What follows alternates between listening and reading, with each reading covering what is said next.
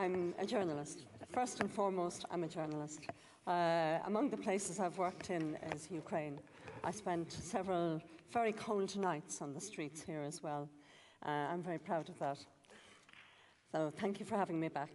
I'm going to say some very obvious things, I suppose, but freedom of speech is, for me, the cornerstone of democracy. I suppose we can go further. We can say it's a human right. Imagine having to go through life unable to express yourself, to say what you really think, or respond to others. It's that vital, that integral to what it is to be human. As a democratic society, freedom of speech on a wider scale, that of citizens, is made possible through the media. A free media is an integral part of freedom of speech and essential for democracy to function. In this context, media is the business of journalism, and democracies treat journalism as a public good. News is a service rather than a product. But journalism must remain independent of vested interests, of political influence, free of government and corporate control. Otherwise, it doesn't play its role in keeping democracy healthy. Equally, profit and free market principles are not enough to guarantee an unfettered media. Journalism is in crisis. It's in crisis in my country. It's in crisis in almost every other country I know. And this is in no small part to it being treated as a commercial business where profits must increase every year, irrespective of everything else. It's just a business like canning beans. As a result, apart from the work of repressive regimes and censorship, and despite the huge blossoming of the internet, the quantity and quality of journalism required for democracy, I think, is threatened. Ukraine journalism has been a beacon of light for many throughout the world suffering censorship, although now, once again, its freedom appears to be under threat and its ethics in danger of being corrupted. This comes as much from how politicians wish to control the media, to manufacture consent, to the public's loss of faith and the insistence of owners that profit is all. Conflict of interest in media ownership and a lack of editorial independence. The state and other bodies refusing to release information. Journalists poorly paid, forced to find people who will pay to have their articles published, are all corrupting journalistic ethics.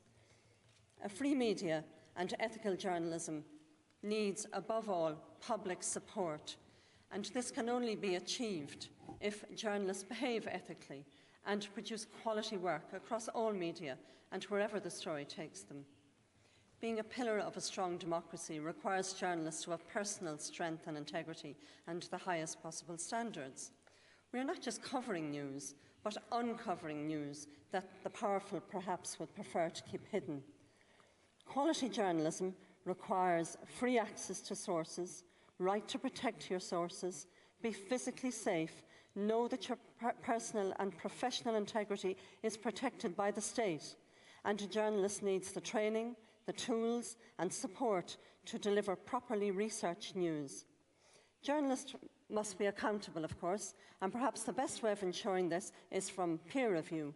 We were having a chat about this earlier today, and Kim got a bit hot under the collar. But I must say she's quite right, because she was saying she discovered from some research in Canada where being cited in the journal of a very well-respected university was feared most by journalists. I think that's where it's at. The challenges have become all the more acute with the rise of the internet, streaming news as it happens with no time to put it in context. We need to educate our public on the difference between opinion and facts. And more than ever, we need professional journalists who will separate all the conversation that is coming from social media, Twitter, Facebook, blogs, and the internet generally. In fact, there should be an even bigger market for editors and journalists to separate the fact from fiction and make sense of it all.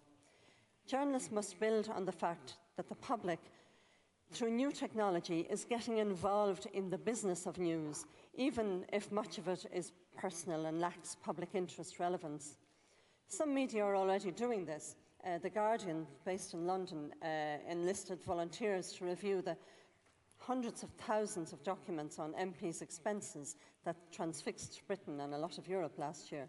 And at the other end of the spectrum, We see how people are using texting on their mobile phones to exercise freedom in tightly controlled societies like Iran. This is all very good.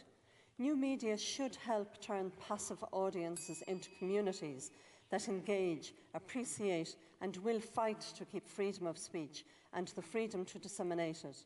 And I'll finish with a quote from an American commentator, Walter Lippmann. He said, "If there is no steady supply of trustworthy and relevant news, incompetence and aimlessness, corruption and disloyalty, panic and ultimate disaster must come to any people denied an assured access to the facts." That, ladies and gentlemen, to my mind sums it up. All of us, those in power, those who would be in power, those in the media, and all citizens need freedom of speech and its vehicle, a free media, if our societies are to have any meaning. Thank you.